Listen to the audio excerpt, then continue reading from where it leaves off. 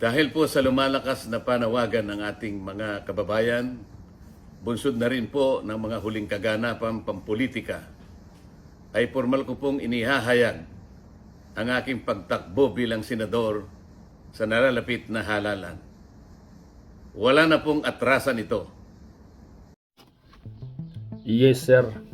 Kaya kailangan mo talaga na tumakbo ka bilang senador. Kasi kung hindi ka tumakbo, hindi mo rin alam kung mananalo ka o matalo. Kasi nung unang panahon umatras ka. Kasi itong natantya mo yun nung unang panahon na matatalo ka.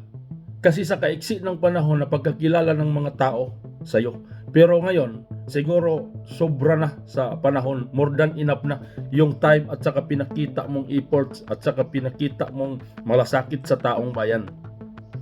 Dapat ka na talaga tumakbo. Kasi kung hindi ka pa manalo ngayon bilang senador, yung problema sa Pilipinas, magdurusa talaga yan mga taong Pilipino dahil walang iisang tao na tulad mo na kumakalampag sa ganyang uri kumbaga ng sistema na lumalaban sa lahat ng korupsyon at saka sa lahat ng mga namumuno dyan na magiging kasabwat doon sa katarantaduhan. Kundi ikaw lang talaga, yung prinsipyo mo hindi mababayaran.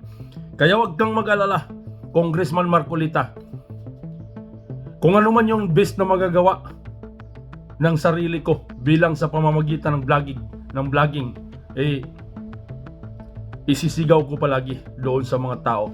At saka tutulungan kitang ipaintindi doon sa taong Pilipino. Dahil alam na alam ko na ikaw ay mabuting tao at dapat suportahan. At ikaw ay magandang hangarin doon sa taong bayan, doon sa bayan. Ang isang problema lang, yung mga tao, nagiging kulang sila kumbaga sa pangunawa kung sino ang uri ng iyong pagkatao at saka anong klaseng mamumuno ka, anong klaseng namumuno na di tulad kumbaga ng iba. Kasi kung ito hindi ka pa manalo, hindi ka iboto ng mga tao, sabihin ko sa iyo, huwag ka nang tumakbo sa politiko. Hayaan mo na yung Pilipino maghirap doon. Hayaan mo na yung Pilipino lokohin ng mga ibang politiko na hindi tulad sa iyo, na ikaw kumbaga yung lumalaban at saka ikaw yung lahat kumukontra doon sa kagustuhan ng puro mga planong hindi maganda, puro katarantaduhan na iniisip doon sa pamulitiko. Ngayon, kung ikaw matalo pa itong eleksyon na to dito sa halalan na to ng Senado, tapos matalo ka sa posisyon mo, yung iboboto nila at mananalo pa yung si Diwata, sabihin ko sa iyo, hayaan mo na maghirap yung mga tanga-tangang Pilipino na hindi alam kung ano ang kanilang gagawin. Hayaan mo na. Total, hindi ka naman mahirap. Hayaan mo yung mahirap na mga tanga-tanga na yun pa yung binoto nila. Yung si Diwata, anong silbi? Alam mo, hindi matira-tira si Diwata ng ibang politiko. Hindi siya, hindi mapagmura-mura. Walang kumukontra. Alam nyo kung bakit?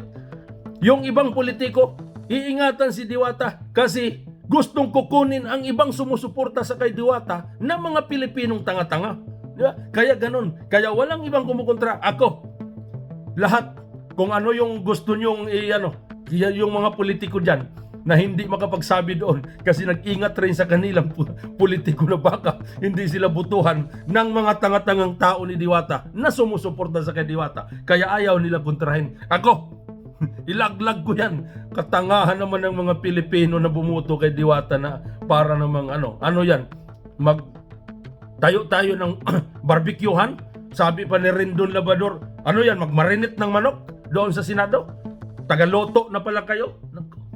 Napakahirap nga ng Pilipinas, tapos magluluto na lang kayo doon. Yung tanga-tanga yung bumuboto doon. Kaya yun, ako na nagsabi na huwag ka nang tumakbo pagka senador. Kung hindi ka manalo itong panahon na to, huwag ka nang tumakbo sa sunod. Kasi hayaan mo na yung mga tanga na maghirap. Total, maganda naman yung ginalalagyan mo, di ba? So yun yung masasabi ko.